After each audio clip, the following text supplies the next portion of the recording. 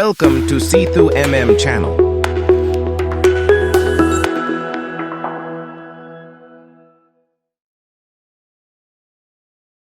မင်္ဂလာပါခင်ဗျာကျွန်တော်ရဲ့ subscriber တွေအတွက်ကျွန်တော် YouTube video လေးတွေကိုမတင်ဖြစ်တာဒီနေ့နဲ့ဆိုလို့ရှိရင်2လကျော်ကြာပါပြီเนาะကျွန်တော်လည်းအလုပ်တွေနဲ့ရှုပ်နေတဲ့တိတ်မတင်ဖြစ်ဘူးပေါ့เนาะဒီနေ့ပြောပြချင်တဲ့အကြောင်းအရာလေးကတော့ကျွန်တော်ဒီမှာ playlist လေးတစ်ခုအသစ်လုပ်ထားတဲ့အကြောင်းပေါ့เนาะအဲ့ဒါကတော့အဓိကကျွန်တော်ဗားတွေထိုင်မှလဲဆိုလို့ရှိရင်ဒီ electronic နဲ့ပတ်သက်တဲ့ project လေးပေါ့เนาะပြောရှင်စရာကောင်းတဲ့ project လေးတွေ basic electronic project လေးတွေအဲ့ဒါမျိုးလေးတွေကိုကျွန်တော်ထဲသွားပေးဖို့ရှိပါတယ်အဲ့ဒါလေးတွေကိုလည်း base တို့ဝင်အောင်လေ့လာကြည့်ကြအောင်လို့ကျွန်တော်ဒီလိုဝင်အောင်လေ့လာကြည့်နိုင်အောင်လို့ကျွန်တော်အဲ့ဒီဟာလေးကိုလာအကြောင်းကြားပေးတာပါအဲ့တော့ဒီ playlist လေးမှာပထမဆုံး video ကတော့ကျွန်တော် power bank အဟောင်းလေးကနေပြန်ပြီးတော့မှကျွန်တော်တို့ဒီ adjustable DC power supply ပေါ့เนาะအဲ့ဒီဟာလေးတိစောက်တဲ့အကြောင်းလေးကျွန်တော်တင်ထားတယ်အဲ့ဒီ video လေးကိုအခုကျွန်တော်လည်းတူလေ့လာကြည့်ကြအောင်ခင်ဗျာဟုတ်ပြီဒါဆိုလို့ရှိရင်ကျွန်တော်ရဲ့ဒီ DIY variable DC power supply လေးအကြောင်းစလိုက်အောင်เนาะအဲ့တော့ဒီမှာအဓိကတော့ကျွန်တော် main components တွေအနေနဲ့တော့ပထမဆုံးဒါကျွန်တော်မိတ်ဆွေကနေလာပြီးတော့မှဒီမှာ power bank လေးပြတ်သွားတယ်ပေါ့နော် power bank ပြတ်သွားတယ် power bank ပြတ်လိုက်ပေါ့နော်အဲ့ဒါမှာ battery လေးကျန်နေဒီ2000 mAh battery လေးကျန်နေတော့ lithium polymer battery ပေါ့နော်အဲ့နဲ့ချက်တွဲလေးအဲ့2000 mAh လေးကျန်ဒါလေးကိုDC power supply လေးလုပ်ချင်တယ်ဆိုတော့ကြတော့ဒီကောင်လေးဖန်တီးဖြစ်တာပေါ့နော်ဒါကတော့ DIY project ဒီမှာဒီကျွန်တော်တို့ဒီ module တွေအကုန်လုံးကလည်းဝယ်ရတာလွယ်နေပြီပေါ့နော်အဲ့တော့ပထမဆုံး number 1ကတော့ lithium polymer battery ဖြစ်တယ်နံပါတ်2ကတော့ကျွန်တော် IP2312 ပေါ့ type C module ပေါ့နော်သူကတော့ 3A support လုပ်နိုင်တဲ့ကြောင့်မို့ကျွန်တော်ပုံမှန်ဆိုရင်တော့ကျွန်တော်ဟောပေါ့များသောအားဖြင့်တော့ကျွန်တော် lithium cell တွေကျွန်တော်သုံးကြတာ TP4056 ကိုသုံးတယ်ပေါ့နော်ဒါပေမဲ့ဒီနေရာမှာတော့ကျွန်တော်ကcurrent များရအောင်မြန်ဝင်အောင်လုပ်တော့ကျွန်တော် IP2312 ကိုရွေးချယ်လိုက်တယ်ပေါ့နော်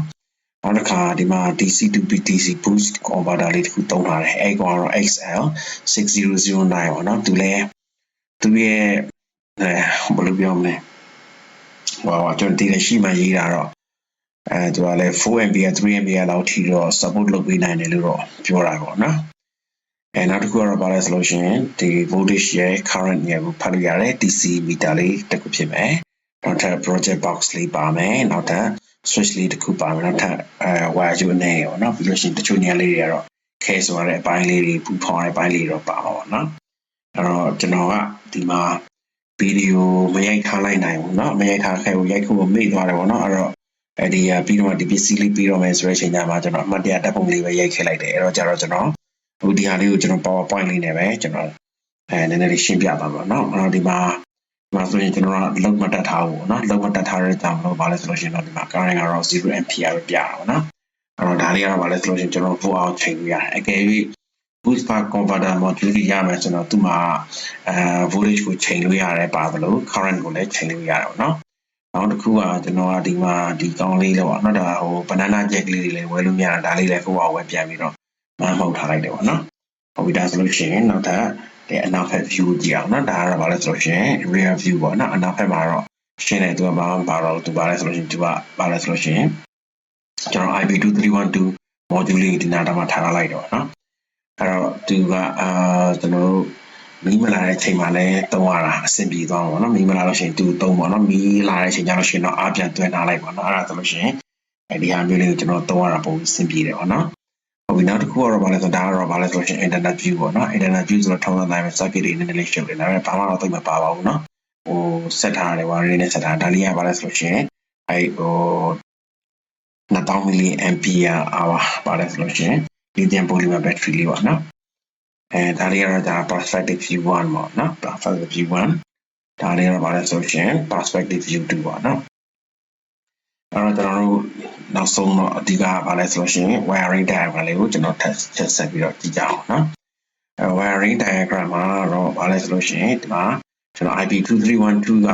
battery ကို charging တင်ဖို့အပိုင်းတက်ပါနော်ပြီးလို့ရှိရင် battery ကို boost လုပ်တဲ့အပိုင်းကဒီပိုင်းပေါ့နော်နောက်တစ်ခါတော့ဘာလဲဆိုရင် display ပိုင်းပါမယ်နောက်ဘာလဲဆိုရင်ဒါကတော့ output ပိုင်းပေါ့နော်ဒါကဘာလဲဆိုရင် switch ပါအဲ့တော့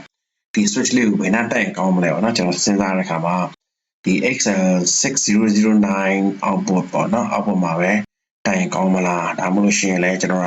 ဒီအိမ်ပေါ်မှာတိုင်းကောင်းမလားစဉ်းစားရတော့ဒီအိမ်ပေါ်မှာတက်တာတော့ကျွန်တော်ပုံပြီးတော့အဆင်ပြေတယ်ပေါ့နော်အဲ့တော့ကျတော့ဒီမှာပဲအိမ်ပေါ်မှာပဲကျွန်တော်ဒါလေးကို switch လေးတက်လိုက်တယ်ပေါ့နော်အဲ့တော့ဒီ IP2312 ကတော့ဘာလို့ပေးရလဲဆိုရင်ကျွန်တော် battery ကိုဆက်ရင်သွင်းမိတယ်နော်ဒီကနေ battery ဆက်ရင်သွင်းပြီးတော့ဒီ boost လုပ်ရမယ်ဆိုလို့ရှိရင်တော့ဒီ clock ကနေ switch ဖွင့်ပြီးတော့မှဒီမှာဒီဘက်ကိုဘာလဲဆိုလို့ရှိရင် boost ဖွင့်ပြီပေါ့နော်ဒီကောင်းလေးဒီမှာ VTan potentiometer လေးလှည့်မယ်ဆိုလို့ရှိရင်ကျွန်တော်ပိုအားတွေတင်လို့ရမယ်ချလို့ရမယ်ဒီမှာပြောစရာရှိတာနောက်တစ်ခုကဘာလဲဆိုလို့ရှိရင်ဒီမှာ 4 ampere display ဒီ meter လေးပေါ့နော်ဒီ DC meter လေးက voltage ကိုလည်းပြလို့ရတယ် current ကိုလည်းပြလို့ရတယ်အဲ့ဒီမှာဘာလဲဆိုလို့ရှိရင်မိတ်ဆွေတို့သတိထားမိလိမ့်မယ်ဒီမှာ socket တစ်ခုပါတယ် socket တစ်ခုကတော့အဝါရဲ့အနီရဲ့ပြီးလို့ရှိရင်အနက်ရဲ့အပင်သေးလေး3ပင်ပါမယ်နောက်တစ်ခါကျတော့ရှင်အနီနဲ့အနက်အပင်ကြီးတစ်ခုပင်ပါပါနော်ဒီအနီနဲ့ပင်ကြီးကတော့ဘာလဲဆိုလို့ရှိရင်သူကတော့current ကိုအဓိကတိုင်းပေးတာပေါ့နော်အဲ့တော့ကျတော့ဒီအနက်ကိုဘာလဲဆိုလို့ရှိရင် current တိုင်းတဲ့အနက်ကိုတော့ဒီမှာသွားပြီးကျွန်တော်အောက်ပေါ်မှာဆက်လိုက်တယ်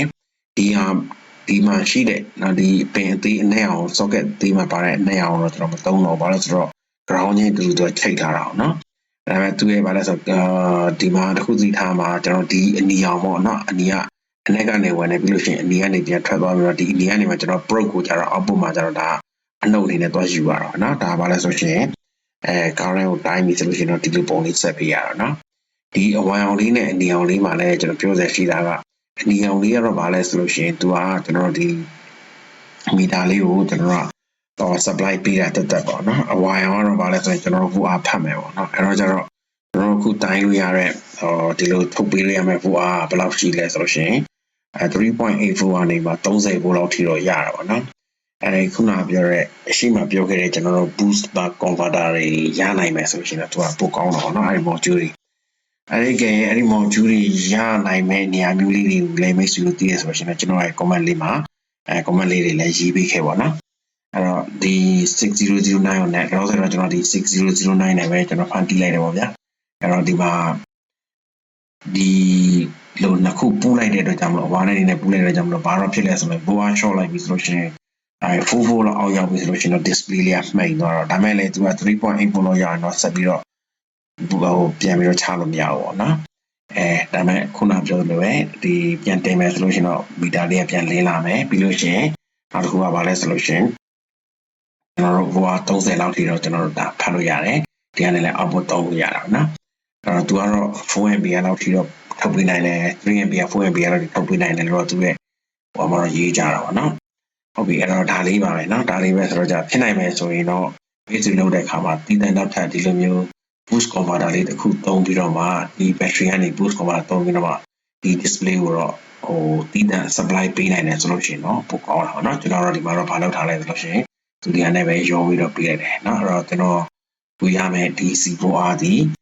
4 volt နေမှာ30 volt အထိတော့ရပါเนาะနောက်တစ်ခုကဘာလဲဆိုလို့ရှိရင်ဒီ module ကိုကျွန်တော်သုံးလိုက်ရတဲ့အတွက်ကြောင့်မလို့သူကcurrent တော့ချိန်လို့မရဘူး full ပဲချိန်လို့ရတော့เนาะဟုတ်ပါခင်ဗျာကျေးဇူးများတင်ပါတယ်ဒါလေးကလည်းမိတ်ဆွေတို့အတွက်အကျိုးသက်ရောက်တရားရရှိလိမ့်မယ်လို့ပဲပြောနေပါတယ်เนาะဒီလိုမျိုး DIY project လေးတွေကလည်း internet ပေါ်မှာလည်းအများကြီးပဲလုပ်နေကြပါเนาะမိတ်ဆွေတို့လည်းဒီလိုစွန့်ပစ်ပစ္စည်းလေးတွေเนาะရှိတယ်ဆိုလို့ရှိရင်ဒါလေးတွေကနေပြီးတော့ဒီလိုလေးပြန်ဖန်တီးလို့ရတယ်ဆိုတဲ့အကြောင်းလေးဒါလေးလည်း message ပေးခြင်းတော့ပါခင်ဗျာကျေးဇူးများတင်ပါတယ်ခင်ဗျာ